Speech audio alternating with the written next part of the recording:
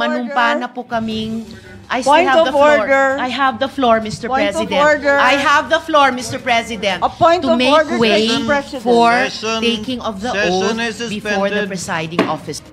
Privilege speech. And very clear, it was agreed by the minority No, leader. no, yesterday. Mr. President, no. It was stressed the convening of the court. That was the issue. And the agreement natin, the oath taking is not the convening of the court. It was very clear, Mr. President. Naging mainit ang mga mata ng buong sambayanang Pilipino sa Senado sa ginanap na session number 55. Ang inaasahang seryoso at makasaysayang impeachment trial laban kay Vice President Sara Duterte. Sa pagbubukas pa lang ng sesyon, nanumpa ang mga senador bilang mga miyembro ng impeachment court.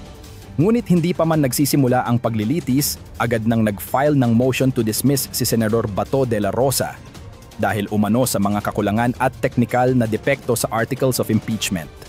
Ang sagot ni Senator Risa Hontiveros, matulis at matapang, dapat ituloy ang proseso. Aniya, hindi technicalities ang dapat umiral, kundi ang pananagutan at hustisya. At dito na nagsimula ang sunod-sunod na tensyon. Sumiklab ang galit ni Senator Robin Padilla kay Senator Joel Villanueva matapos nitong questionin kung official na ba ang hearing bilang impeachment court. Sa gitna ng plenaryo, halos magsuntukan, muntik nang masira ang dignidad ng institusyon. Buti na lang, napayapa ng mga kasamahang senador. Sa kabilang panig naman, nagtapatan sina Senador Ime Marcos at Senator Hontiveros, kung saan tinuligsa ni Ime ang tila monopolyo ng moralidad ng oposisyon.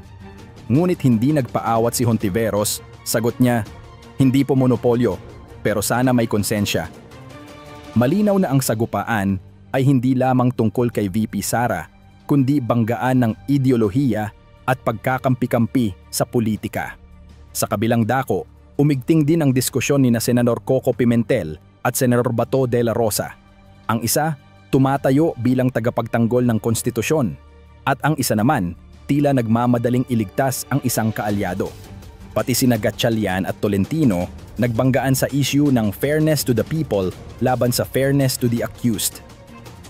Sa gitna ng lahat ng ito, si Senator Alan Peter Cayetano ang nagsumite ng motion na hindi outright dismissal, kundi remand.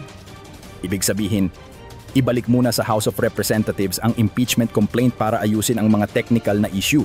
Ang 18-5 na boto sa Senado ay pabor sa remand. Ibig sabihin, ibinalik muna sa mababang kapulungan ang impeachment case laban kay VP Sara Duterte. Hindi ito direktang pagtutol, pero pansamantalang pinigil ang paglilitis. Ang 18-5 votes ay isang politikal na hakbang. Hindi pa tapos ang impeachment, pero pinabagal nito ang paglilitis at ang tingin ng marami. May mga senador na mas piniling protektahan ang kaalyado kaysa pairalin ang hustisya. Kaya tanong ng taumbayan, sinusunod ba talaga ang proseso o dinadaan lang sa legal technicalities para ipagtanggol ang may kapangyarihan?